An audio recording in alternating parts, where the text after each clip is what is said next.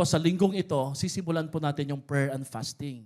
Kasi po, bago po tayo humiling kay Lord ng pagbabago, kailangan hilingin natin sa Panginoon yung kapangyarihan niya na samahan po tayong magbago. Dito po natin malalaman kung talagang mas mahal mo ba ang Panginoon o mas mahal mo yung yung ham o yung manok, no? Mas mahal mo pa talaga yung pagkain, no? And then meron pa akong nakalagay diyan, no. Anong kaibahan ng resolution or interest sa commitment? Ang kaibahan po ng interest o pagiging interesado, ginagawa mo lang pag gusto mo. Gagawin mo lang siya dahil gusto mo siyang gawin, nakagawian, at saka ito po ay uso. Pero pag pinag-usapan po yung salitang commitment, committed ka at hindi ka tumatanggap ng anumang mga pagdadahilan, kundi resulta lamang. Yan po yung tinatawag ko pong God's power, hindi lamang po willpower. So ngayong umaga na to ay i-open po natin, simula po bukas, mag-start na po yung ating 1 week prayer and fasting. Huwag ko kayong mag-alala dahil ito po'y kayang-kaya natin. Ang unang 2 araw ay patungkol po sa prayer lang po muna. Pero pagdating po ng unang 3 araw ay prayer po. Pagdating ng Thursday, Friday, and Saturday ay fasting na po ito. Pipili lang po kayo ng fasting. Pwede hong skip meals kung kayo po ay gusto na hindi na kumain ng gabi, ay tanggalin nyo lang po muna yan. No? Ano po dapat gawin dyan, Pastor? Kailangan po ngayon, unti-untiin nyo na po. Mag-Skyflex na kayo o di kaya. Kailangan po ay iwasan nyo po yung mga buffet, mga handaan. Iwasan nyo mamiesta. No? Ang temptation po lagi pag prayer and fasting, lagi may handaan. No? Nalala ko si Brother Darwin sa SSS. Laging naghahanda pag prayer and fasting. Kaya kailangan kontrolin talaga yung sarili. No? And then, pagdating po ng Wednesday and Thursday, meron tayong joint prayer gathering with all the churches po sa buong Pilipinas ng Zion. At ang kagandahan din po sa prayer and fasting, nabasa ko po ito sa isang article, nag-heal yung katawan natin pag tayo po yung nagfa-fast. Hindi, bukod po sa nadetoxify, pipilitin po natin, wala munang kape, walang soft drinks, walang sweet, walang karne. Meron po kami tinatawag na Daniel fast. Ang Daniel fast po ay 5 araw na puros gulay lang. Iba-iba nga lang yung luto. May menu per meal. Pwede nyo pong kuhanin yan at sundan. Kasi po, tayo po ay hindi magre-resolution kay Lord ng pagbabago, kundi tayo po ay magkukumit ng pagbabago sa ating Panginoon. Okay? Sabihin mo nga sa katabi mo, kaya mo mag-fasting. Di ba? Dati, di ba, forced fasting ka pa nga dati, di ba? Walang makain, forced fasting. Pero ngayon, ay intentional fasting kasi po, meron kang dinidisiplina. May hinihingi kang malaki kay Lord. Amen? Okay, ngayong umaga na to, I'd like to share to you the topic, Nehemiah, how to be a legacy builders. Ang buhay po ni Nehemiah ay markado po ng bakod na ginawa niya na sa sobrang lawak po ng radius na to, sakop po ang buong Jerusalem. Kasama pa ho doon yung kakulangan ng resources, pati tao, nandun pa yung mga kalaban at opposition.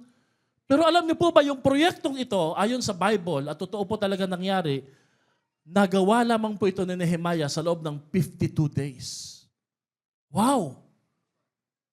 Ang buhay po ni Nehemiah ay markado ng vision at leadership pagdating sa proyekto.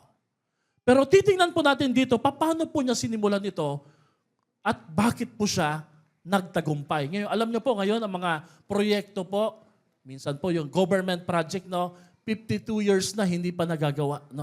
Pero kay Nehemiah, 52 days lang, tapos na kagad. Why? Because pinag-aralan at pinagplanuhan po niya ito. So, nakita ko po sa buhay ni Nehemiah, in line po sa ating topic na building a disciple-making legacy, ng isang ama, ina, at ang bawat isa po sa atin dito, tinatawagan pala ni Lord na maging legacy builders. Talagang intentional, sasadyain po talaga natin ito. Si Nehemiah ay tinawag pong the wall builder. Now, magtataka po kayo, bakit wall ang kanyang ginawa? Bakit wall po ang kanyang proyekto? Kasi po, sa Bible, during the Bible times, ang mga wall o mga muog o mga bakod, ito po yung sumisimbolo sa kanilang pagkakakilanlan. Pag sinabing wall yan ng Jerusalem, kilala nila yan yung God-fearing nation. At bukod po sa pagkakakilanlan or identity, the walls could also symbolize their security and their legacy. Dito po tinitingnan ang mga kasaysayan at ang mga kamanghamanghang ginawa ng Diyos sa kanila bilang isang bansa.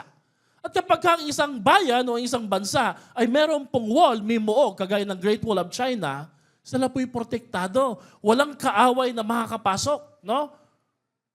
Kaya madalas, pag sasalakay yung kalaban, ang una nilang tinitira, ang una nilang pinababagsak, hindi yung palasyo, yung muog. Why? Because pag napabagsak po nila yung wall, they now have an access sa loob ng kaharian o kingdom ng isang bansa. Ang buhay po natin, ang pamilya po natin, ay meron din pong wall.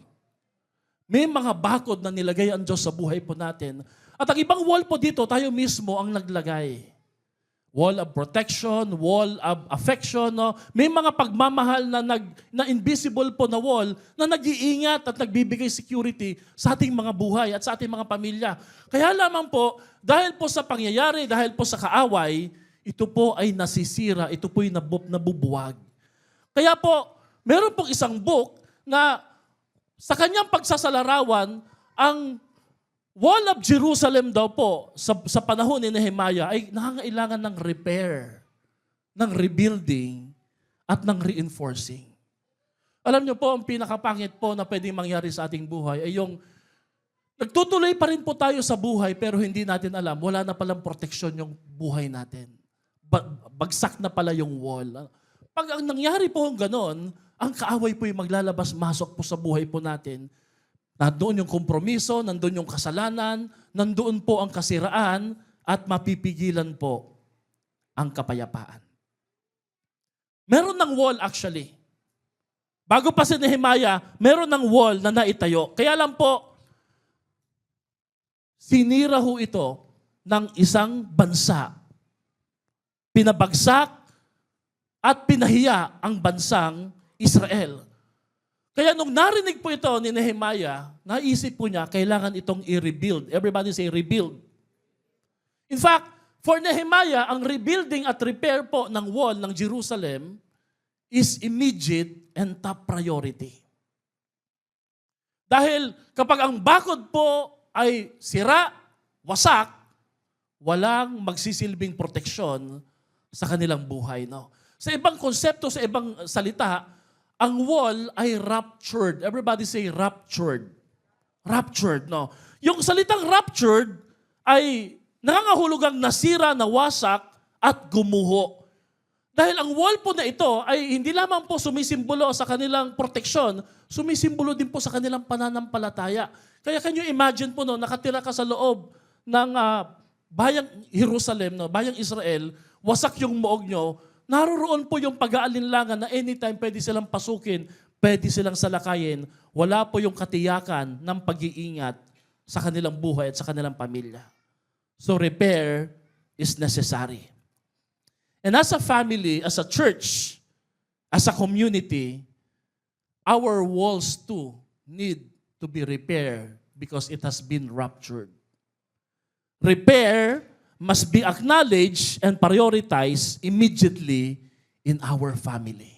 Nakita niyo po ba yung picture na to? Ito po ay isang uri po ng art na ginawa somewhere po sa isang lugar na banda pong European para ipakita po kung ano po ang pwede at posibleng mangyaring resulta physically and emotionally sa isang pamilya na nakaranas po ng series of rupture. Alam niyo, isabihin ng rupture po, pagsira, pagkawasak. No? Yung family rupture na tinutukoy po dito, sa psychology, ay nangangahulugan po ng mga series of breakdown or tear up in the family relationship caused by unresolved conflict. Kapag paulit-ulit po ang awayan, ang bangayan, kasama din po yan yung mga economic pressure sa paligid. Kapag ka nagtutuloy-tuloy po yung wounds at hurts, betrayal and neglect, at kung minsan po nakakalungkot isipin, pati abuses, nagkukos po ito ng rupture. Nasisira yung dating matatag na ugnayan, yung dating maayos na komunikasyon, yung dating magandang tiwala, ay nagkakaroon po na hindi lamang ng lamat, kundi ng pagkasira. Kaya family rapture happens when the bond that once held the family together is damaged or broken. Napapansin niyo po, no? Kapag hindi po tayo masyadong, kapag hindi natin masyadong sinisiyasat yung ating wall of protection or wall of identity as a family, hindi natin napapansin na bukod sa may lamat na, meron na palang nasira at gahibla na lang po ang nag-uugnay. Bibigyan ko po kayo ng halimbawa ng rupture and repair. Kapag ang isang magulang at ang kanyang anak ay huminto ng mag-usap at inabot po ito ng mahabang panahon dahil po sa issue ng pagsaway at pagsuway ng anak at sa mga unmet expectation, tumigil na lang mag-usap, it caused rupture to a family wall. Kapag ang magkakapatid ay nag-aaway-away at nasimulan pong pasukan ng inggit at pagkukumpara o comparison sa kanilang pamilya, unti-unti nagkakamayan pa rin, nagmamano pa rin yung kanilang mga pamangkin, pero unti-unti as time goes by, merong rupture na po na nangyayari.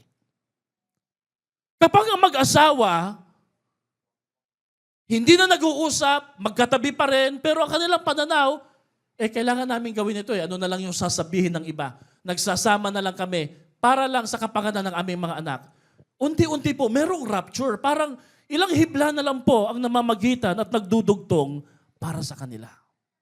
O di kaya naman po kapag kami absentee, parent, say father, o di kaya a family member, iniwan ang tahanan, regardless kung ito'y mabuti ang kanyang kapakanan o mabuti ang kanyang hangarin o pangit, yung feeling unseen, unheard, and untouched, unnoticed, yung gap, nagkukos po pala siya ng rupture. Binanggit po ito ni Pastora sa akin, that's why, mandatory daw po na kapag ang isang baby pinanganak sa sinapupunan, paglabas po, sinapupunan ng kanyang ina, required daw po sa medical health na ipatong yung baby kaagad sa dibdib ng nanay. Why? Kasi po, nung nilabas po siya sa tagal po, ilang buwan po ang baby sa tiyan ng nanay?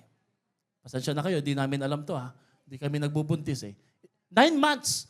So, nandun yung intimacy, nandun yung attachment, pero paglabas po niya, merong puputulin yung umbilical cord Yung ugnayan nila So pagkaputol nun at pagkalabas, automatic, may rupture kagad na nararamdaman na dumiretso sa brain ng bata. Kaya para ma-bridge yung gap na yun, mapunan po yung gap na yun, ipapatong yung baby sa dibdib ng kanyang nanay, mahaamoy niya yung kanyang nanay, at bigla pong mare-repair yung sudden at immediate rupture na iyon para lang maiwasan po ang disconnection sa isang bata. Paano po ang pagre-repair? Sa mga binanggit ko pong mga halimbawa kanina, mula po sa magulang, patungo sa kanyang anak, mula sa magkakapatid, patungo sa kanyang mga kapatid, mula po sa mga magkakapamilya na nagkakaroon ng pagkakahiwa-hiwalay, ito man po'y pagtatrabaho ang dahilan o di kaya pagkakalayo-layo. Well, ang family repair daw po, kagaya po ng ginawa ni Nehemiah, kung paano ho niya tinayo yung wall, it must be intentional. It must be intentional. Hindi po pwede dito yung alatsamba. Yung pag-iisipan lang na halimbawa, hindi muna natin priority yung pag-aayos-ayos Meron pa tayong goal na makabili ng ganito, mabili yan, mabayaran ito, no? Kailangan there must be a recognition that above all, this wall must be repaired. Now, hindi ko po sinasabing masama po na mag-goal po tayo sa material na bagay, bumili ng ganito, bumili ng ganon. Pero kung ito po'y may kapalit na pagkasira ng pinakamahalaga na bahagi sa ating buhay, sa ating pamilya, magugulat na lang po tayo dahil hindi natin pinarioritize. Hindi lang yung wall at ang pamilyang nasira, our legacy will be destroyed. This is why may mga anak, may mga mag-asawa, may mga magkakapatid na hanggang talagang makamatyan na nila, hindi na talaga sila nag-uusap. Why? There has been a chance para mag-usap, there has been opportunity para mag-reconcile, but because it was never been prioritized, at hindi tinutukan, hindi pinag-isipan na yun yung dapat unahin, nakasanayan na nila. You know, ang tao po, habang tumatagal, nakakasanayan po nila kahit yung anger, kahit yung betrayal, kahit yung distrust. at kailanman po hindi na po ito nare-repair. So ano pong dapat gawin?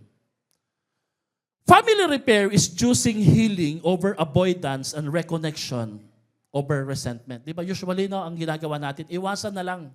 Huwag na lang katagpuin. Lumipat na lang muna ng bahay. Kung reunion ito may kinalaman sa pinsan mo, di kaya kaklase mo, huwag na lang dumalo. Ang tawag doon, avoidance. Pero hindi po avoidance o pag-iwas ang kailangan eh. Ang kailangan po ay intentional repair. Nakakaharapin mo. Now, I tell you, as your pastor, as the pastor, wala pong mas higit na mas mahalaga na dapat i-repair ngayong taon na to. Hindi ang trabaho, hindi ang negosyo, hindi ang pag-aaral, kundi ang pamilya natin. Sinabi ko na po ito dati, walang tagumpay na panlabas ang pwedeng pumalit at pumantay sa pagkasira sa panloob. No amount of success outside can compensate the failure inside the family. So ano pong dapat gawin? No. So ang dapat gawin po dito, ang nanay o ang tatay, a parent, should sincerely apologize to his or her children for emotional neglect at mangako po ng pagbabago. For example po, nangyari po ito sa amin eh. Sabi ni Jihaya, Mama, Papa, you're not listening. Nung baby pa ho siya, pag kami nagsiselfone ni Pastor, ang ginagawa po niya, binababa niya yung kamay namin eh. Nakakaranas kayo ng ganyan minsan sa anak ninyo, binababa niya yung kamay namin eh. Kami naman dahil bata po siya, hindi namin napapansin. We thought that just because katabi namin siya, there's an attachment. There's a connection. Ang hindi po namin alam, meron palang rapture na nangyayari. So as she grows up, nabanggit din po niya ito, hindi po kayo naglilisten po, Papa, Mama. So paano po yung repair doon? One time, si Pastora, miski ako po sasabihin ko, ano yun anak? Sige, hinto muna tayo. Ano yun sinasabi mo? Pag marami kang anak, kami tatlo referee ka eh. Pag marami kang anak, merong tendency na hindi mo na ma-provide yung emotional needs nila. Kasi busy ka sa kaka-provide ng physical needs nila. What do I mean physical needs? Food, money, baon, no? But hey, merong emotional needs yung mga bata. Yung mga anak natin. And every emotional needs, they need attention, not money. They need someone who will say, I'm here, anak. I'm listening. I'm listening. And ang play sa mga bata, everybody say play, is their expression of their stress. When a child play, it's either they want to release stress or they are experiencing stress na hindi nila kayang i-control. Kasi bata pa sila eh. Pero paglaki po niyan, hindi na play yan. Pagwawala na yan. Kaya habang bata pa, may repair na nangyayari. O sa family members naman, family members should seek counseling or mediation to address long-standing conflicts. Dapat may mamamagitan.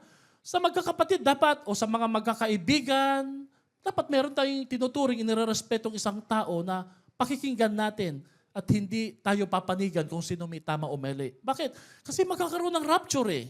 Amen ba?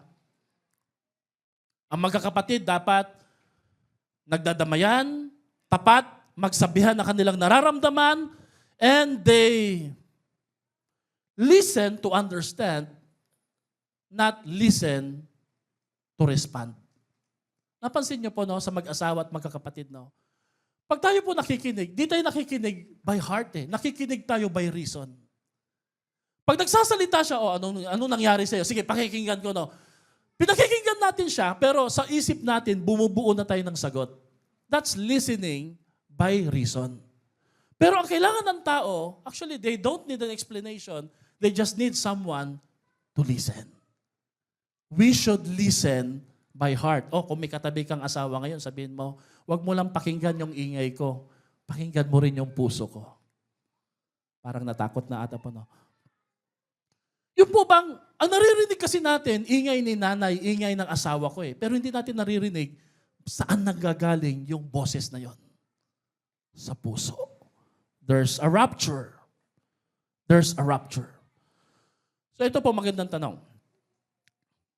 Are you building spiritual walls around your home?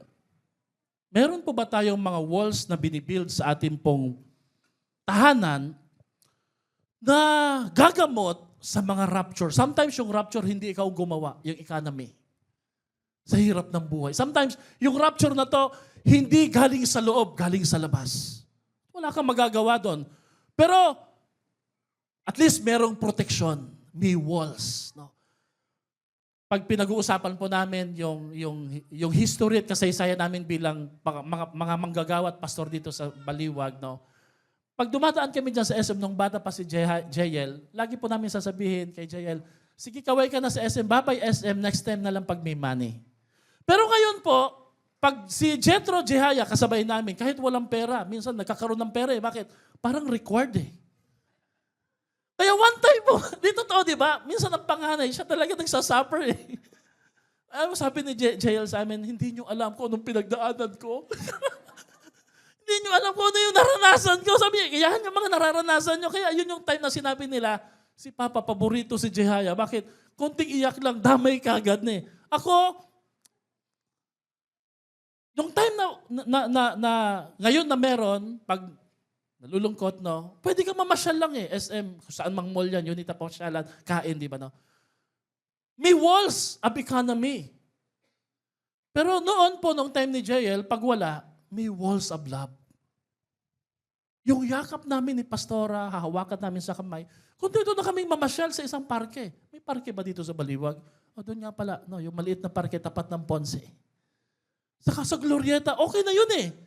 You see, sometimes in the absence of economy, there's still wall na pwede pong mag-contain at magpuno sa kakulangan ng pera. At nasisecure pa rin. Amen? So, what walls in your life that needs repair and rebuilding? Pag-isipan po natin yung maigi, no? There was an Iraqi girl. Alam niyo kung gaano tayo kapalad ngayon, no? Dahil po sa pambobomba at awayan po ng isang bansa, nawalan siya ng magulang. At hindi po siya makatulog. Lagi siyang umiiyak sa orphanage. At iniisip niya, gabi-gabi hinahanap niya, nasa na yung mama niya. You know what this child did? She drew a figure of her mother. Nagulat po yung mga social worker, bakit siya gumagawa ng drawing na yon? Kasi po, pagkatapos siyang mag-drawing, humiga po siya doon. And for the first time, sabi po ng social worker, that child was able to sleep peacefully and quietly. Why? Because of that connotation and mindset that I have my mother. Sa mga wala ng magulang, wala ng tatay, there's had been a rupture in our family. Sa mga wala ng kapatid, sa mga nawalan ng mahal sa buhay, no? You see, this picture ay isang paalala that everybody needs a wall and longing for a wall. Amen? Ano po yung wall that could build legacy? The walls of affection? Paminsan-minsan po, wag naman puros rules o strictness. No? Paminsan-minsan, love naman. O anak, kumusta ka na? Kumain ka na ba? No? Lalo na kapag yung mga anak nyo ay malalaki na, no? Pag nilalambing mo, parang iniiwa. Oh. Pag hatid mo sa school, umiiyak pa eh. Pero pag subukan mo ihatid yung mga high schooler at college, no? Huwag na kayo sumama. Nakakahiya. Pambihira kayo. Malis-alis na kayo dyan. Alis na. Ganun na eh. Si JL, ganun na. Hindi na nagpapahatid eh. Pero sa una, meron pang separation anxiety, di ba? Papasok ka ba o hindi? Tapos ayaw mo pang umalis, nakasilip ka pa, di ba? Tinitingnan mo eh. Pero ngayon, wala na eh. So kailangan po, meron pa minsan-minsan wall of affection, pagyakap. Alam nyo ba na dahil ang love language ni Pastora ay hug, touch. Lahat kami niyayakap, kahit si JL. At required bago siya matulog, ikikiss po kami lahat. Ay hindi ako sanay sa bahay eh.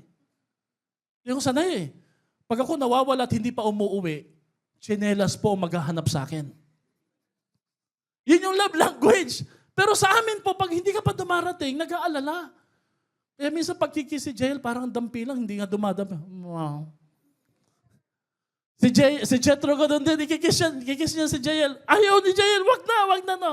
Pero there must be a wall of affection, a wall of protection, a walls of devotion, the walls of education, and even the walls of promotion. Everybody say promotion. Nasa loob ng pamilya, naniniwala tayo sa kakayanan ng ating mga pamilya. Sino po dito, believe ka sa asawa mo? Taas nga pong kamay. Ay, wow, di ba? Believe, yung totoo, at believe ba talaga? Pag may pera, believe. Hindi, kahit ano pa, believe talaga tayo sa mga Mr. Mrs. natin. Amen? Sino ito? Believe ka sa ate mo. Grabe, no? Ate. Konti lang nagtaas na kami. Sino dito? Believe ka sa kapatid mo na pag inutusan mo mag-urong, nag-uurong talaga yan. Umuurong talaga yung katawan, hindi sumusunod, no? Alam niyo ang problema minsan? Sobra tayong believe sa ibang tao, pero konti yung believe natin sa loob ng family members. Merong isang sikat na pastor na mentor namin ni Pastora. Mentor namin to sa leadership, hindi nga lang niya alam kasi nakikinig lang kami sa message niya. Siya po si Dr. Miles Monroe sa Bahamas. Kukwento po ako ng konti, okay lang po ba no?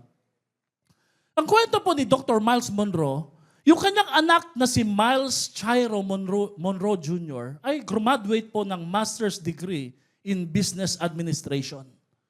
MBA. Master's degree in business administration. Kaya ang ginawa po ni Dr. Miles Monroe, nagpadala po siya ng napakaraming resume sa New Jersey at New York para doon sa mga kakilala niyang pastor, Christian, businessman, para i-back up po yung kanyang anak at makapag-apply po siya. Inabot po niya lahat ng mga network, ng mga kaibigan niya na pwede niyang lapitan. Sabi niya, please hire my son. He is a graduate of MBA. Kaya i-hire niyo po siya. Alam niyo po ba, sad to say, despite of his wide network, walang isang email ang bumalik sa kanya para sabihin, tinatanggap ko na yung anak mo. Pasado na. And one time, habang siya'y nagdi-devotion sa kanyang office, it is as if may narinig po siyang boses na nagsasabing, and why don't you hire your son? Why don't you hire your son? Kasi during that time, may business din po yung church nila sa kayong pamilya nila. Why don't you hire your son? At napaisip siya, oo nga no, magaling yung anak ko, graduate ng business administration, at sa sobrang galing niya, dahil syempre mana sa kanya, sino mang kumpanyang tatanggap sa kanya, tsak na matutulungan ng anak ko at mapapagyayaman ng anak ko. Sabi niya, saglit lang. Ako nagpaaral sa anak ko, ako naghirap. Tapos ang makikinabang lang, ibang kumpanya. Hey, sabi niya, parang may mali dito eh. Nag-usap sila mag-asawa. Tinawag niya yung anak niya. Sabi niya, hire ka na dito. At alam niyo po, nag-aabang lang yung anak niya na sabihin yon. Kasi gusto talaga ng anak niya na magtrabaho sa kanila. Napansin niyo po yung mga Chinese businessman? Ano daw po ang sikreto bakit namamayagpag po ang Chinese businessman? Bukod sa matipid, hindi nila kailangan ng malaking kita, kahit konting kita, basta tuloy-tuloy. And they also welcome competition. Pero isa sa pinakamaganda dito, they value business heritage ownership.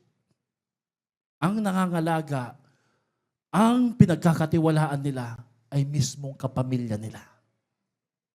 At alam niyo po, pagkapamilya mo, hindi mo sisirain. Bakit? Mamahalin mo. Bakit? Kasi pamilya mo.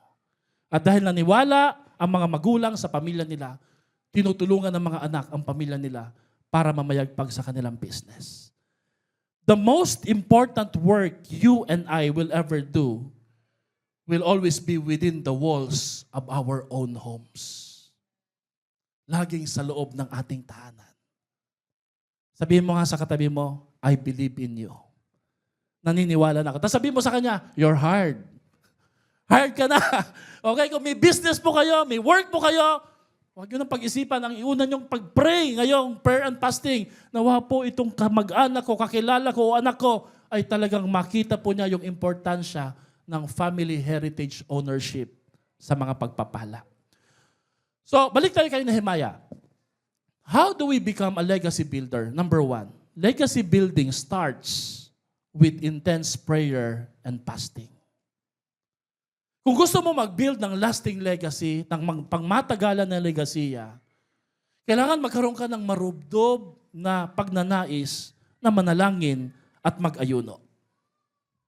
Ang kwento po sa buhay ni Nehemiah, wala na siya actually sa Jerusalem.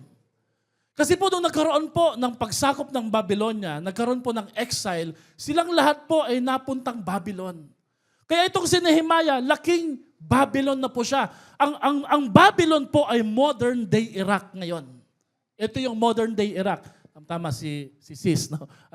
Sa Middle East nagtatrabaho as nurse, di ba? So ito yung modern day Iraq. In other words, hindi na po niya naabutan yung pagkasira ng muog, hindi na rin niya nakita yung pagtatayo, yung sitwasyon ng kanyang kababayang Israel. Ang ibig sabihin po, wala na siyang dahilan para magmalasakit sa isang bansang pinabayaan naman siya. But you know, Nehemiah took ownership na yung nasira sa bansa namin ay bahagi sa nasira sa pamilya namin. Tingnan niyo po yung kanyang response now. Sabi dito, when I heard these things, sa ibang translation, nung narinig ko ang balitang ito, no, how do you respond sa isang bad news? Sabi niya, when I heard this bad news, I sat down, sabayan niyo ako magbasa, I sat down and wept. And for some days, I mourned and fasted and prayed before the God of heaven. Ang unang approach po ni Nehemiah sa rapture sa kanyang bansa at sa kanyang pamilya, ang unang tugon niya sa pagkasira sa kanyang komunidad ay panalangin. Diba sabi ko sa inyo kanina, no? Every New Year, we always approach this with resolution and with willpower. Pero iba si Nehemiah. Pagdating sa gusto niyang mabago sa kanyang pamilya o sa kanyang bansa o sa kanyang sarili, lagi po niya itong hinaharap at dinidil sa kapangyarihan ng ating Panginoon, hindi sa magagawa niya. Amen? And you know, si Nehemiah ay powerful na po during this time. Siya lang naman po yung tagatikim ng mga pagkain, alak ng haring Artaxerxes. Nang ibig sabihin po, katabi niya lagi yung hari. Pag may lason po yung mga pagkain, siya yung unang mamamatay. And that tells trust. Walang ibang sumasama, dumidikit po sa hari, liban sa mga kawal, si Nehemiah. Kadikit, kalapit po niya mismo yung hari. He was a powerful person during this time. But you know, nakakatuwa dito, no? Sa kabila ng kanyang talino at galing, ang una po niyang pinairal ay panalangin. Sino po dito naniniwala na wala pong mas higit na tatalino, mas gagaling at mas makapangyarihan pa kesa sa ating Panginoon pagdating sa pagtugon sa mga problema? Yan yung unang tugon eh. Bago niya kinausap ang mga tao, kinausap niya muna ang Diyos. Alam niyo, pag may problema po tayo, ganito lagi natin isipin, no? Bukas, kakausapin ko yan. Antayin mo, kakausapin ko yan. No? Pero si Nehemiah, sabi niya, hindi, kakausapin ko muna si Lord. Una niyang kinausap ang Diyos bago kausapin ang mga taong may concern. Bago ilapit ang kanyang hinaing sa hari para tulutan, payagan siya na bumalik sa Jerusalem. Basahin natin sa Tagalog. Nang marinig ko ito, naupo ako at napaiyak. Now, when was the last time napaiyak ka sa rapture ng pamilya mo? I mean, Lord, okay ako dito, okay ako doon. Pero Lord, may rapture eh. Hindi ko na-prioritize eh. Lord, ilang araw akong nagdalamhati, nag-ayuno, nanalangin ako ng ganito sa Diyos ng kalangitan. Oh Yahweh, Diyos ng kalangitan, kayo ay dakila at nanginginig kami sa takot sa iyong presensya. Taliwas po sa iniisip natin na si Nehemiah po ay magaling na sa panalangin, matindi ang access sa Diyos. Si Nehemiah pagdating sa panalangin, matindi ang respeto sa Panginoon. Nanginginig kami sa Diyos. Hindi siya nagde-demand. Hindi po siya self-entitled na, Lord, bagsak mo ang blessing. Tulungan mo kami dito eh. Hindi po. Pagdating sa hari ng mga hari, Diyos ng mga Diyos, kinikilala po niya yung kanyang kaliitan kumpara sa kadakilaan ng ating Panginoon. Palagay ko, ganun dapat ang approach natin pagdating sa pananalangin.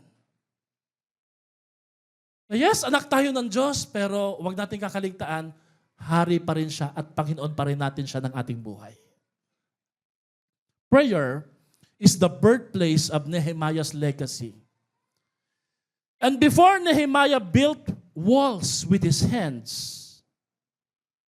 God built burden first in his heart. And that burden was first expressed in prayer. May kabigatan, may dalahin. Alam niyo, sabihin ng burden, no? Yung mabigat na pakiramdam na hindi ka papayag na walang solusyon, na hindi po maayos. Kagabi, habang meron po mga practices dito, nagre-ready din po ako ng messages, no? Tumabi si Jethro sa akin, sabi na, Papa, paano ka naging pastor? Ito yung mga tanong na iniiwasan ko kasi parang masyadong intimate. No? Paano ka naging pastor? Sabi ko, naging pastor ako kasi taga Leyte ko anak, no? Kasi tinawag ako ng Diyos. Ganun na lang para matapos na. No? Alam niyo ba sabi ni Jethro, paano niyo po malalaman kung tinatawag talaga kayo ni Lord? Ako lalong humirap na. Hindi, may isang camp anak, tas kinausap ako ni Lord. No? Ayun nga po, how? How would you know kung kinakausap ka ni Lord? O nga, no? Sabi ko, okay. Sige anak, ganito yun. No? At ito yung totoo. One time, kasama ko yung tito ko na pastor, walang motor, naglalakad lang, sumama ko sa visitation. Sabi niya, si Lolo, ano po ba yan? Loloy Surigao, yun yung first pastor ko. Opo, sabi ko. Tapos, lahat ng pupuntahan namin, kung hindi po niya ipagpipray yung inaatake ng masamang spirito, may sakit, may ibang bahay pupuntahan namin, inuutangan pa siya.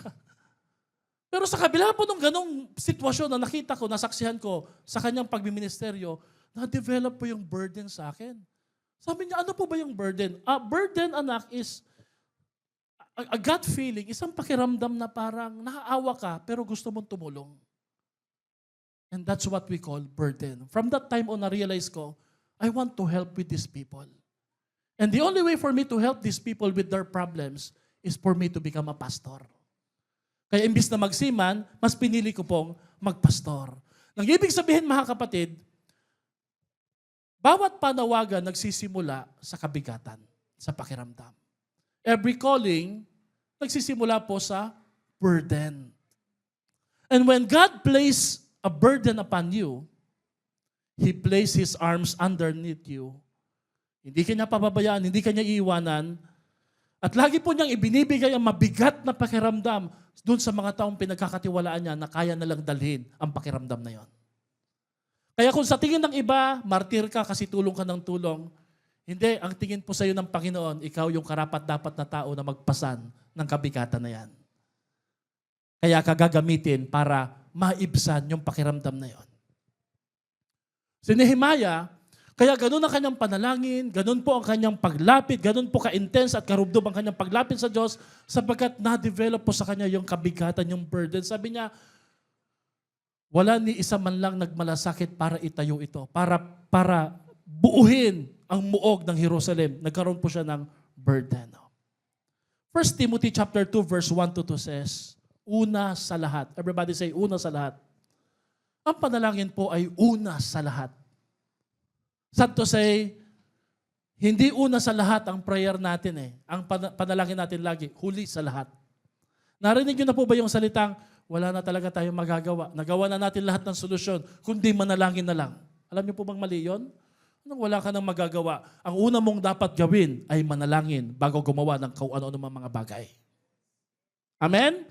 Huwag mong sasabihin na manalangin na lang tayo. Wala na talaga tayong magagawa. Hindi. Ang pwede mong magawa at ang may magagawa ay ang unahin mong lumapit, lumuhod, at manalangin sa ating Panginoon. Idulog mo sa Diyos. Ano daw pong dapat natin idulog sa Diyos? Ang ating mga kahilingan, panalangin at pagsamo at pasasalamat para sa lahat ng tao. Idalangin ninyo ang mga hari, ang mga may kapangyarihan, upang tayo'y makapamuhay ng matahimik, mapayapa, makadiyos at marangal. Paano po ito pinakita ni Nehemiah? Una po, siya'y nanangis. You know, ang burden laging mag-create ng sorrow, ng bigat, ng pagluha, ng pag-iyak. And sometimes dahil sa tindi ng mga problema, nasanay na immune na tayo. Hindi na tayo umiiyak, hindi na tayo nagpapakita ng kahinaan sa ating Panginoon. Pero si Nehemiah, he doesn't care. He wept, he fasted, nag-ayuno po siya. Habang nagtatrabaho pa rin, he prayed for months. Ibig sabihin po, bago po niya sabihin at ipaalam sa hari kanyang pinaglilingkuran kung ano po kanyang nararamdaman, nanalangin muna siya. Tayo baliktad, no? Pinapaalam muna natin kung anong kailangan natin sa kapwa.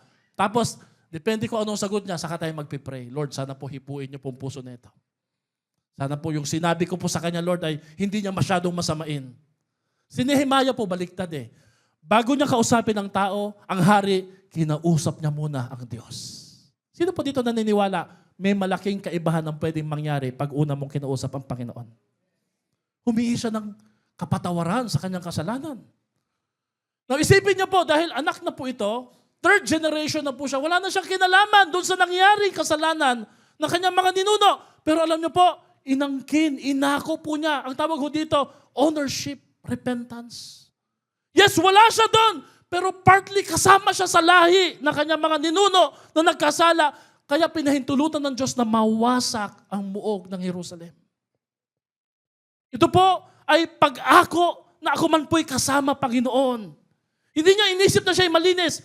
He claimed God's promises and he owned the problem. Problema ito ng Jerusalem. Now, ngayon, problema ko na rin ito. Ako po'y natutuwa nung nawalan po tayo ng aircon. Isang buwan din yata tayong mainit, no? Langit ang ating topic, pero impyerno yung pakiramdam. Hindi naman ganon siguro, no? Joke lang, no? Pero yung problema at bigat na yon, nasolusyonan bago matapos yung taon. Bakit? Kasi yung problema ng isa at ang problema ng iglesia, inakot, pinagtulong-tulungan ng magkakasama.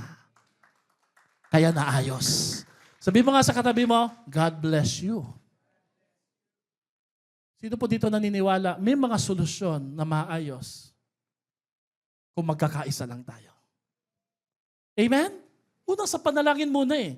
Hindi muna tayo nag-first fruit, hindi naman tayo kagad nag-isip na, ibigay ito para ilagay ito eh. Imagine niyo po yung mga nakuha nating mga aircon na to. Mababa po siya kumpara po sa price na pang mall. Kitang-kita po talaga yung pabor ng Panginoon. Palakpakan nga po natin ang ating Panginoon. Meron ka bang project this year? Meron ka bang binibiling lupa o sasakyan o bahay? Meron ka bang dapat ayusin? May a-applyan ka bang trabaho? Kinakabahan ka ba sa pakikipag-usap? Ito ba yung burden na nararamdaman mo? Kapatid, gayahin natin si Nehemiah. Burden first, before goals, before grind. Bago kumilos, bago mag-hustle, bago maghanap, bago gumawa ng paraan, bago mag-goal setting, ano dapat gawin? Manalangin muna. Sabihin mo nga sa katabi mo, huy, mag-pray ka. Manalangin ka. Ngayong taon na to, ngayong unang buwan ng taon na to, it's not about rushing to the goals. Huwag muna kayo magmadali sa goals. Huwag muna kayo magmadali doon sa mga pangarap at mga breakthrough. Lapit muna tayo kay Lord. Diligan muna natin ang ating crowd ng panalangin. At makikita natin, pag pinalambot ng Diyos ang ating buhay at bahay ng panalangin, madaling bungkalin at madaling palaguin at pagpalain ng ating Panginoon. Sabi ni Hannah Harrington, despite Nehemiah's powerful role as a king's butler, he is a man of prayer. With all the necessary humility. He was not successful because of his power and position, because siya'y naging matagumpay dahil sa kanyang postura ng pananalangin. Subukan niyo po ngayong linggo na to, sabay-sabay tayo mananalangin.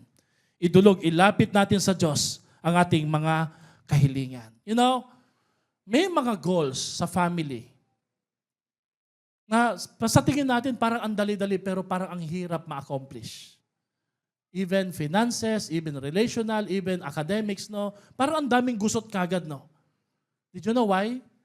Kasi lahat ng goals, spiritual warfare yan. Hindi yan po pwedeng ang dali-dali lang.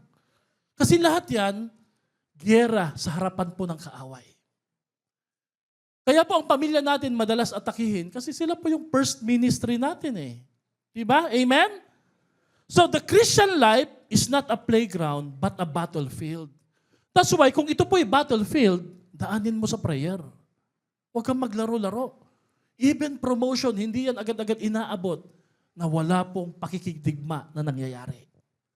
Yung physical blessing na iaabot sa'yo ay resulta lagi ng spiritual battle na hindi nakikita ng mundo.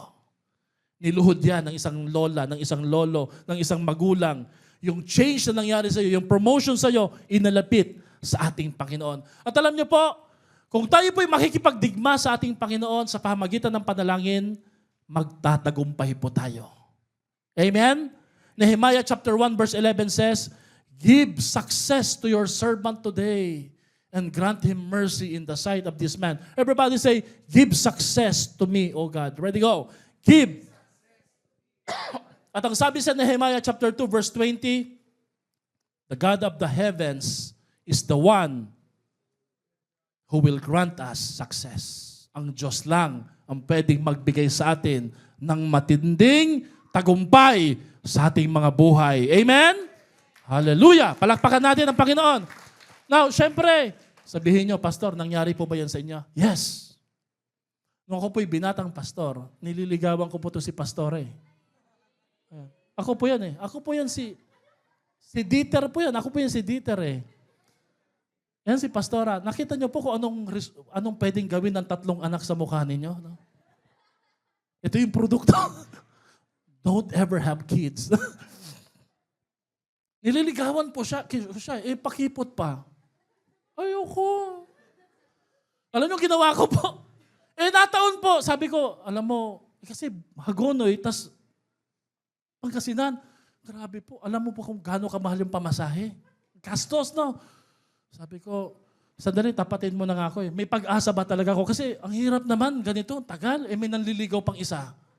Sabi ko, tapatin mo na para naman na, sabi niya, pasaloob-loob, sabi niya, ba, ang tapang neto eh. Siyempre, pastor eh. Sabi niya, wala pa akong sagot eh. January yon, dinaan ko sa prayer and fast. Talagang ito yung prayer and fasting na hindi lang pang-church, pang-sarili. Pang-sarili talagang sabi ko, Lord, Aisa, Joanne, Aruta, in Jesus' name, mapapanghasawa kita. Hallelujah! Di totoo po, nagpipray talaga ako. Pastoral house, mag-isa ako dun eh. Pinag-pray ko po talaga eh. Alam nyo, nung natapos na po yung day ng prayer and fasting, tinawagan ko siya. Sabi ko, ano na yung resulta mo? Punta ka na dito. Oo na.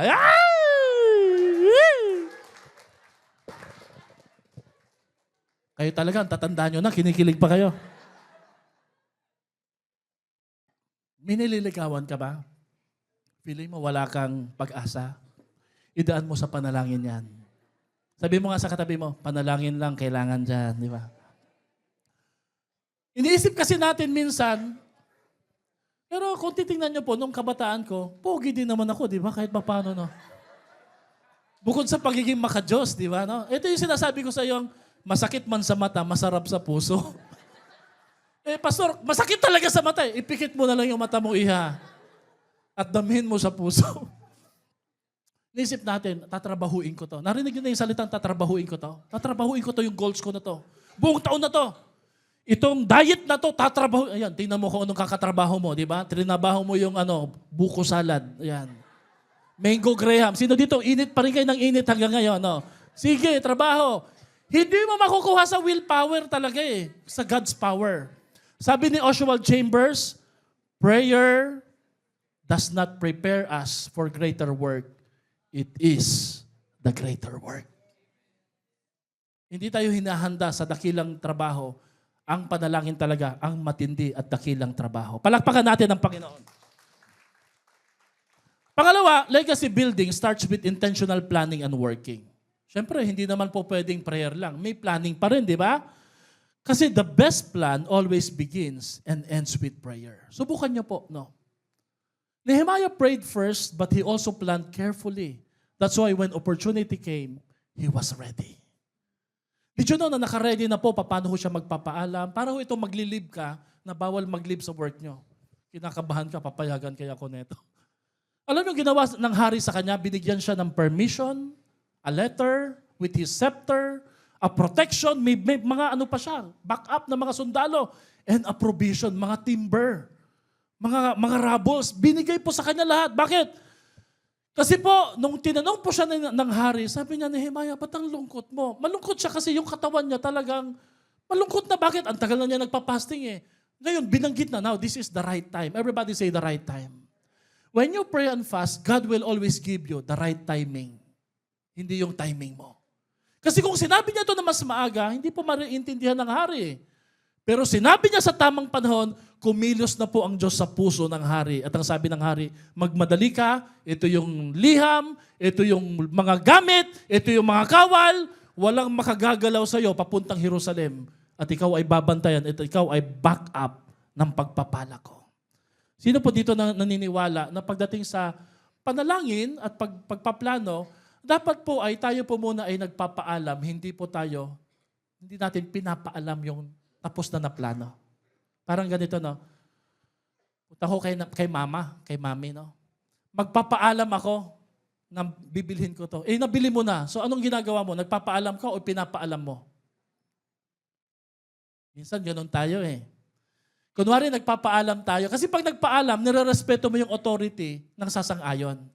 Pero pag sinabi mong ipinapaalam mo, ginawa mo na, ikaw yung authority, hindi siya yung authority.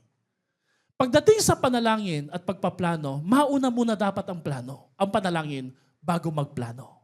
Kasi nagpapaalam lang tayo sa Diyos eh. Hindi natin pinapaalam yung tapos na plano. Amen? That's why, mahalaga ngayong linggo na to, seek God's will. Lord, ano ba talaga kalooban mo? Proverbs 16 verse 3 says, commit your work to the Lord and your plans will, bago ka magplano, pagkatiwala mo muna sa Diyos ito. Lord, ito pong kailangan ko. Basbasan mo to. I seek your will. Tingnan niyo pong ginawa ni Nehemiah. He prayed and fasted. He got permission, protection, and provision. He surveyed the ruins quietly. He counted the cost. He secured resources. He presented a clear vision and he set achievable goals. Ang mga magagandang plano lagi nagsisimula sa panalangin.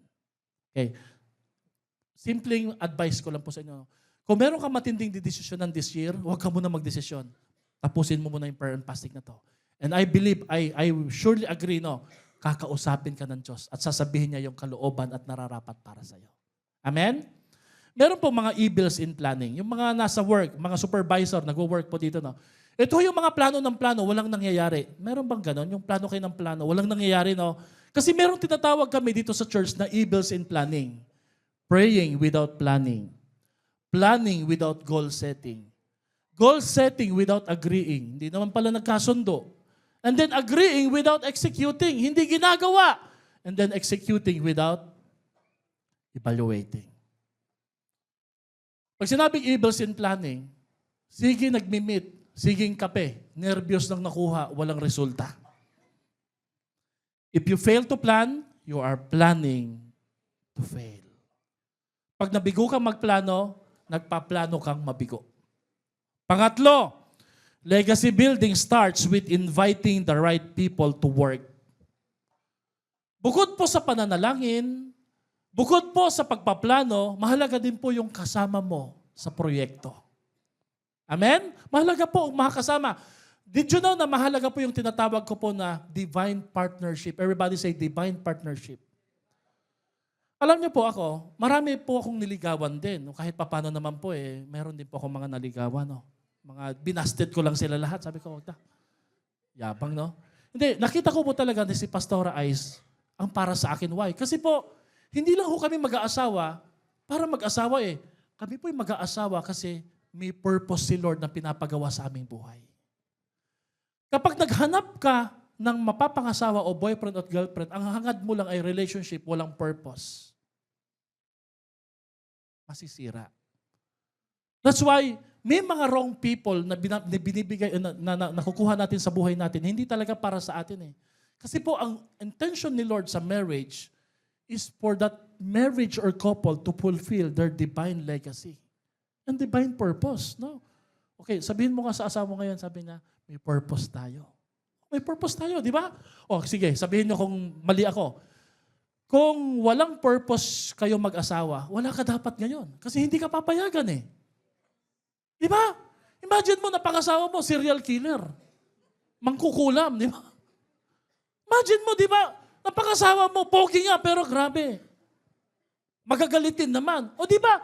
Wala ka ngayon dito, hindi mo magagawa, hindi mo makikilala ang Panginoon, hindi mo ma-experience yung nararanasan mo ngayon. Legacy builders realize and they recognize they need help from others. They cannot do it alone. Sino po dito umaamin, kailangan mo ng tulong ngayong taon na to. Taas kamay, sabi mo, I need help. Alam mo, minsan, no, yung iba po, nakikita na lang nila, kailangan nila ng tulong pag nagkakasakit. Pag nanghihina na, pag matindi na yung problema. But you know, we need each other. We need each other. Bagamat magaling si Nehemiah, kinailangan din po niya yung tulong ng iba. Ang tawag po dito ay shared vision and division of labor. Tingnan niyo po kung gaano katalino yung plano ni Nehemiah na binasbasan ng panalangin. Alam niyo po sino po ang gumawa ng mga muog? Bakit na inabot lang po ng 52 days? Kasi po, ang bawat portion ng bahay na katapat nila yung muog na sira, inayos nila na maigi yung muog na likod ng bahay nila. Anyway, iniisip nila, pag di namin ginawa na maayos to, sasalakayin kami ng kaaway. What a wisdom. Bawat pamilya na ang katapat nila ay sirang muog, pinaghusayan, pinag-igihan nila yung portion sa tapat nila para ayusin yung muog. Ang bawat muog po ay may nakapaligid na mga tahanan. Tingnan niyo po kahit yung pari made repairs in front of his own house. Next to them, Sadok made repairs opposite to his house. Next to him, Shemaiah made repairs. Next to him, Hananiah repaired another section. Next to them, Meshulam made repairs opposite in his living quarters. No? Ano po pinapakita dito? No? Ipinakita po ni Nehemiah, pag di kayo tumulong sa project na to, bahala kayo, sasalakayin kayo ng kaaway, masisira yung pamilya ninyo. Did you know, mga kapatid, na ang church ay kakampi ninyo sa pagiging magulang? Did you know that?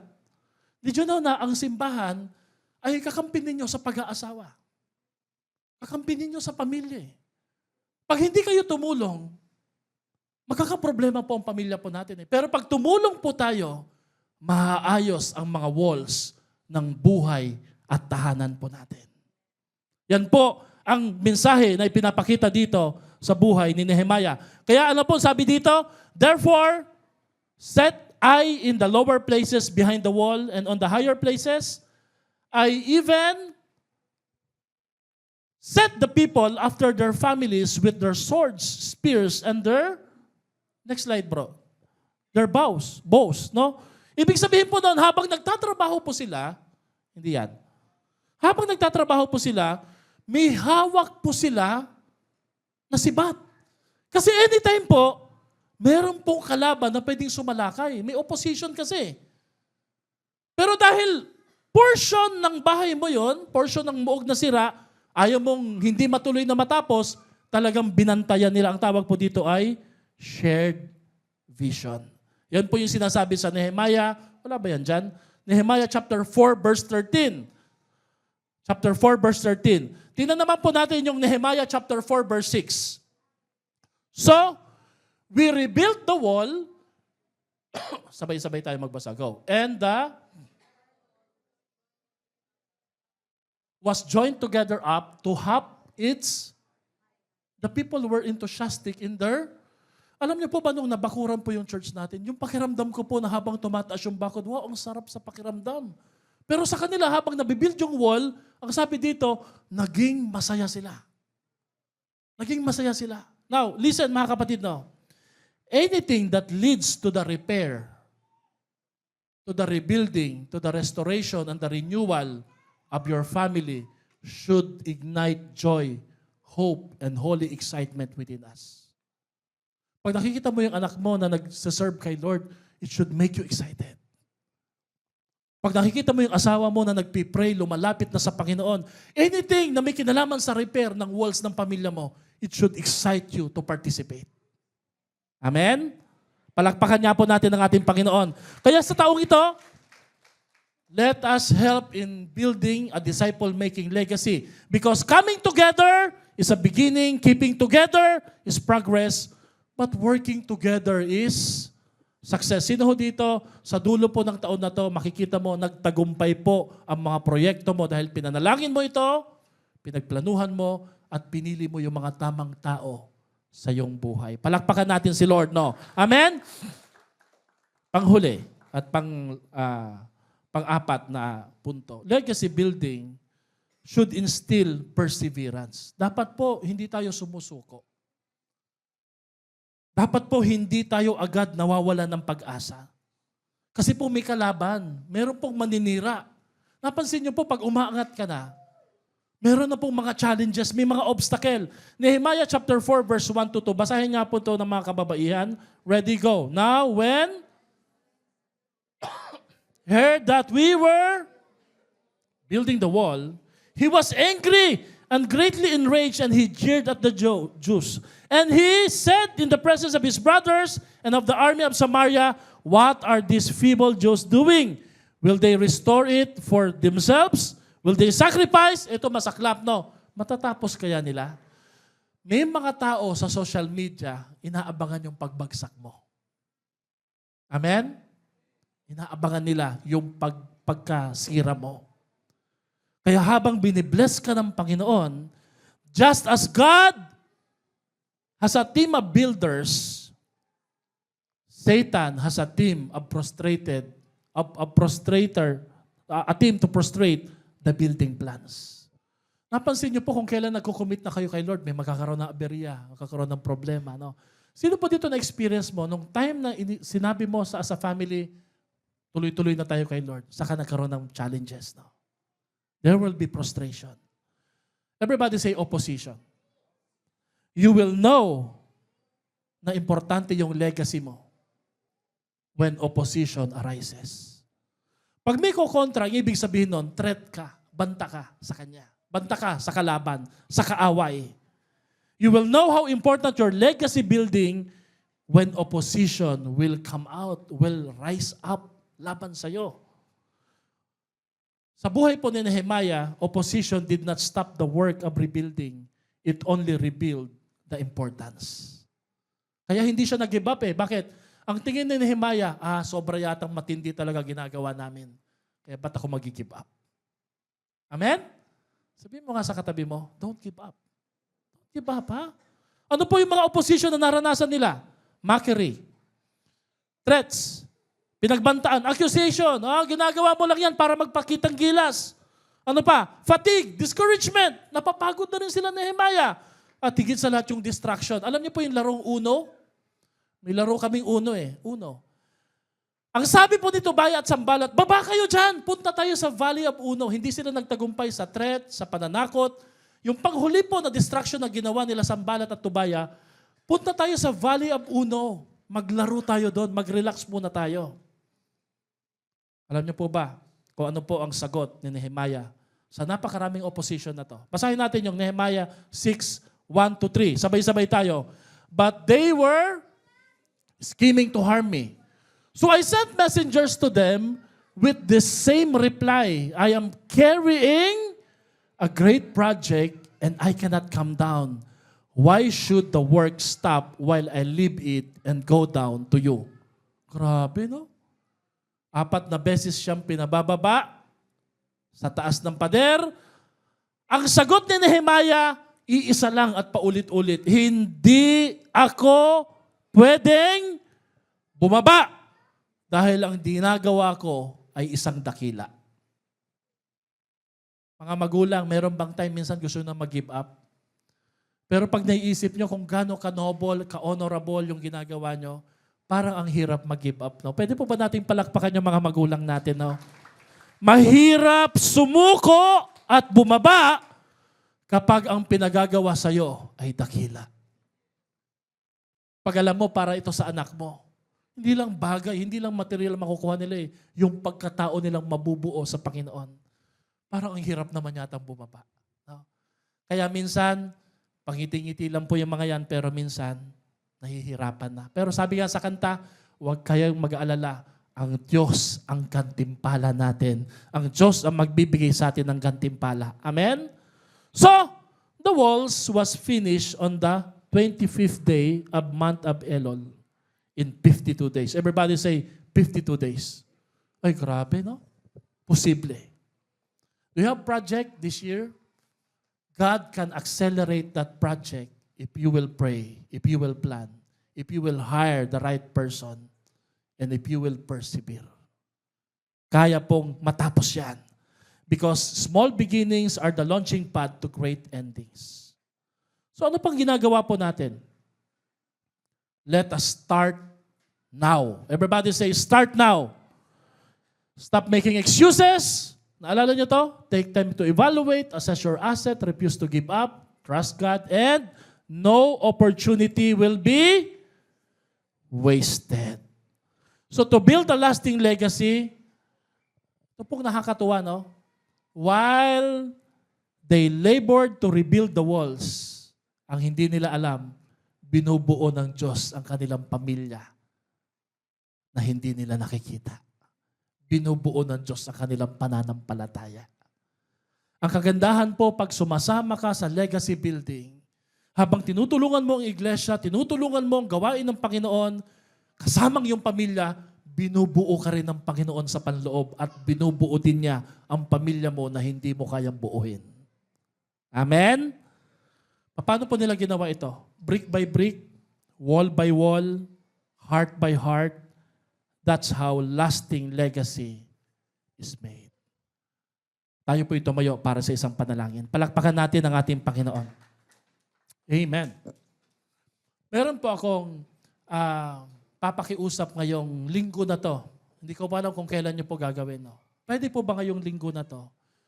Lahat ng mga parents, whether kayo po ay babae o lalaki, please pray for your household. Paikot. Kasamang iyong pamilya. Hindi ko alam kung kailan nyo po ito gagawin, pero I'm praying, gawin nyo po during the week of prayer and fasting. Kung kayo po ay magtatrabaho, pupunta sa ibang lugar, bago kayo umalis sa bahay ninyo, kahit mamaya, pray for your household. No? Meron po akong kukunin dito na oil.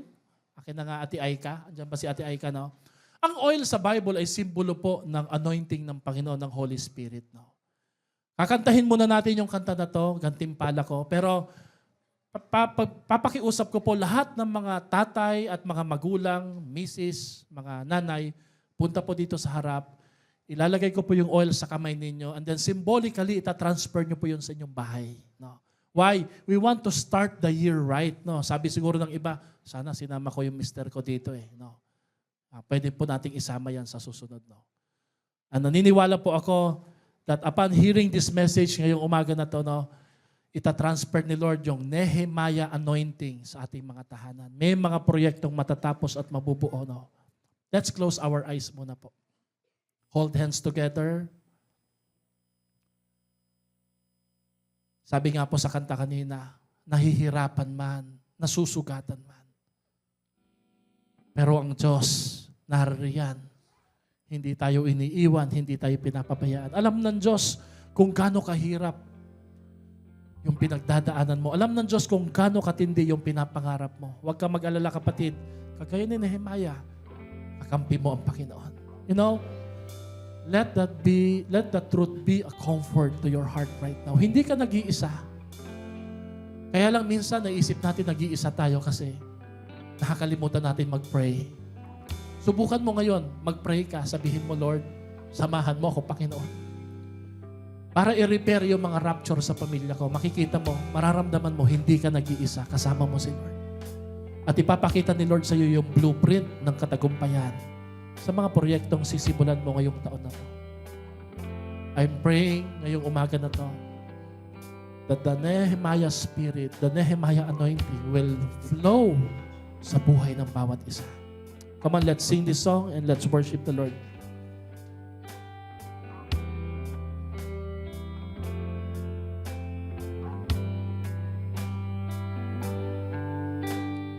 Maraming mga hadlang sa aking pagsunod at kadalas ay napapagod. Hindi pa pipigil, patuloy na maglilingkod. Tangi kong mithiin, ikaw ay malugod. Taas po natin ating mga kamay sa Panginoon. Buong kagalakan, ikaw ay aking paglilingkuran. Nahihirapan man, kahit pa nasusugatan, kasangkapanin mo ikaw ang tunay na may-ari ng buhay na ito. Ano mang danasin ko, basta ikaw, Jesus, ikaw ang tiniwala ko.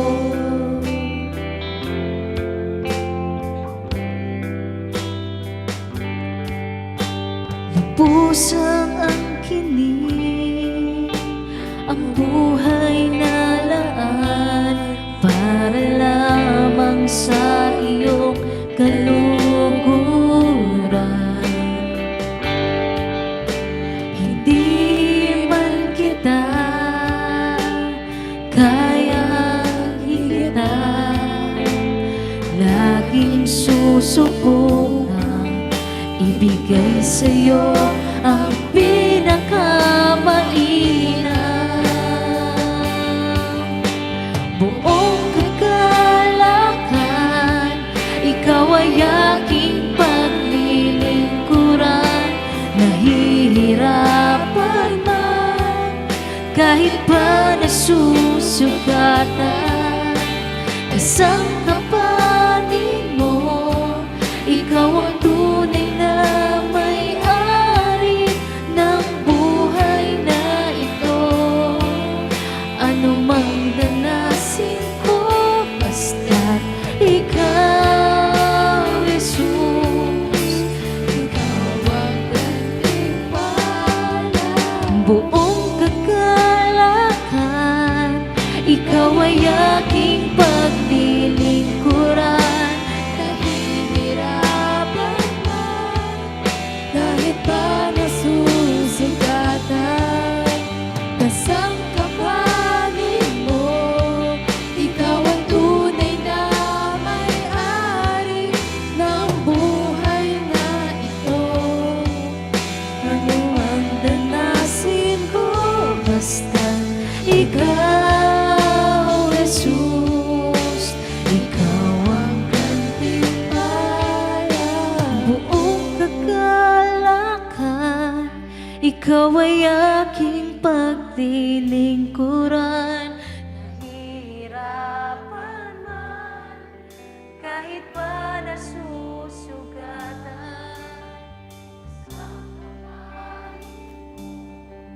ikaw ang tunay na may-ari ng buhay na ito.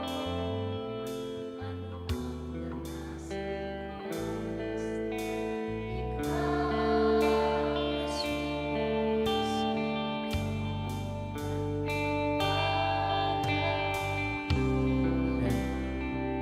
Shout out po dun sa mga single parents, sa mga may karamdaman pero nagpapatuloy pa rin po sa pagsunod sa ating Panginoon. Dun po sa mga may sitwasyon, purihin po ang Panginoon sa buhay ninyo for not giving up. No? Ngayon, tatawagin po natin lahat ng mga tatay, mga single parent. Nire-represent po ninyo yung family po ninyo. No? Hayaan po natin na symbolically ngayong umaga na to, may wall na kailangang i-repair. Pero kapatid, hindi ka nag-iisa, kasama mo si Lord. And hindi po sa galing mo, hindi ka sa ating willpower, kundi sa power ni Lord, doon tayo magtitiwala. At hindi po dahil sa resolution, kundi commitment sa ating Panginoon. Sige po, forward po tayo ng konti dito, and then, mabilis lang po ito, no? Pwede nyo rin pong ipag-pray yung family nyo pagbalik. We will just use this symbolically. Brother Ton, Brother William, thank you. Brother Marlon. Pwede niyong idampi yun sa inyong family. Mother Lito. Okay. Brother Cherry. Okay. Sisters. Meron pa po ba? I-represent niyo po yung family ninyo. Sige po. Sige po. Come on. Si Tatay, si Ana, Tatay, si Gloria po. Welcome back po. Unity. Brother Patrick.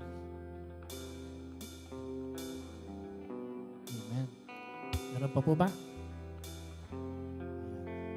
Brother Gilbert. Okay, Darwin, sige. Ay, Ate Tess. Pahid niyo po sa mga apo ninyo. Ano pa po? Okay.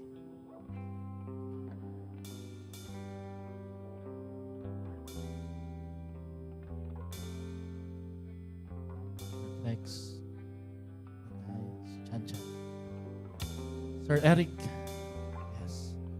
Amen. Ngayon, hindi nyo na po kailangan si Pastor dumalo sa bahay nyo. Bakit? Kayo lang po sa inyo po, dumadaloy po yung favor, power ng ating Panginoon. Amen. Huwag po kayong matakot sa kaaway. Bakit? Greater is He that is in you than he that is in the world. Nasa inyo po ang Panginoon. I-declare nyo po yung goodness ng Panginoon. Sige po, lahat po ng mga tatay, lahat ng magkakapamilya, maghawak-hawak ng kamay. Ilagay po natin yung kamay natin sa ating ulo. Manalangin tayo. Panginoon, sa pangalan ni Kristo Jesus, sa natapos, nagawa ni Jesus sa krus ng Kalbaryo, pinagkakatiwalaan po namin na sumasa amin ang iyong pabor, anointing, kapangyarihang manalangin at humiling ng pagpapala para sa aming pamilya. We rebuke doubt, Lord, mula sa aming mga isip. Self-defeating mindset na hindi namin kaya in the name of Jesus. Discrimination, intimidation, Panginoon. Lord, salamat sapagkat tinubos niyo po ang aming puso, ang aming buhay. Tinubos niyo rin po ang aming isipan upang hindi na kami mag-isip ng mga negatibo. Sa umagang ito, pinagtatagumpay niyo po ang bawat isa at dinideklara po namin kagaya ni Nehemiah. May mga repair at rebuilding kami na gagawin sa aming tahanan. Pero salamat, hindi kami nag-iisa. Kasama niyo kami. We can do all things through Christ who gives us strength. Lord, we declare victory and we claim God's power for our family. We claim success and completion for this project. In Jesus' mighty name we pray. Lahat ay magsabi ng Amen at Amen. God bless you po. Makakaupo na po tayo.